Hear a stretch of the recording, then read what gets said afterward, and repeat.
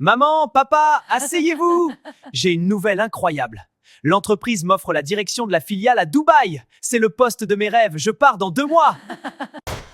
À Dubaï? À l'autre bout du monde? Mais Paul et nous? Maman, c'est une opportunité incroyable. Mais tu seras si loin de nous. Je reviendrai souvent, je vous le promets. Mais maman, c'est une opportunité en or. Je pourrais vous payer des billets d'avion pour venir me voir. Venir te voir? Avec mes problèmes de tension? Tu sais très bien que le médecin m'interdit l'avion. Tu pars en... Tu vas nous laisser mourir ici, tout seul, après tous les sacrifices qu'on a fait pour payer tes études.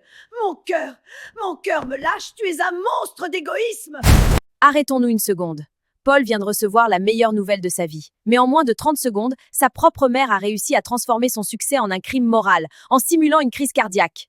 Bonjour, je suis Elisabeth. Aujourd'hui, on décode le terrible phénomène de l'enfant plan retraite. On va comprendre pourquoi certains parents sabotent secrètement l'indépendance de leurs enfants et comment échapper au chantage à la dette de vie. Ce que vit Paul est un chantage affectif de la plus haute violence. Dans beaucoup de cultures et particulièrement chez les parents narcissiques, un enfant n'est pas fait pour voler de ses propres ailes. Il est conçu comme une police d'assurance. C'est le bâton de vieillesse.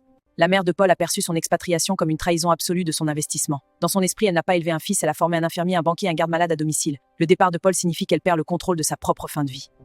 Pour empêcher Paul de partir, elle utilise la culpabilité comme une laisse en or.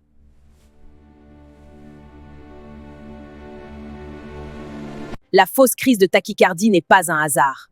La maladie est l'arme ultime des parents toxiques pour forcer la loyauté. En simulant une faiblesse cardiaque, la mère crée un piège diabolique. Si Paul monte dans cet avion et qu'il arrive quoi que ce soit à sa mère, il portera la responsabilité de sa mort toute sa vie.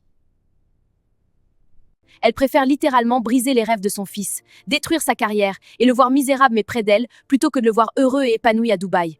C'est l'antithèse absolue de l'amour parental. Alors, que doit faire Paul? Il doit faire sa valise, appeler un taxi et monter dans cet avion.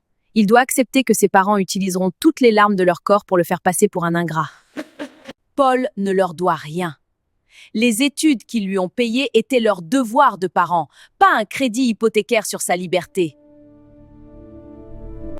Si vous restez, vous passerez les 20 prochaines années à étouffer lentement dans la maison de votre enfance, en détestant les gens que vous êtes censés aimer. Sauvez-vous pendant qu'il en est encore temps. Avez-vous déjà dû refuser une opportunité ou cacher une relation par peur de la réaction de vos parents? Racontez-le-moi en commentaire. Abonnez-vous à Elisabeth Décode et à très vite!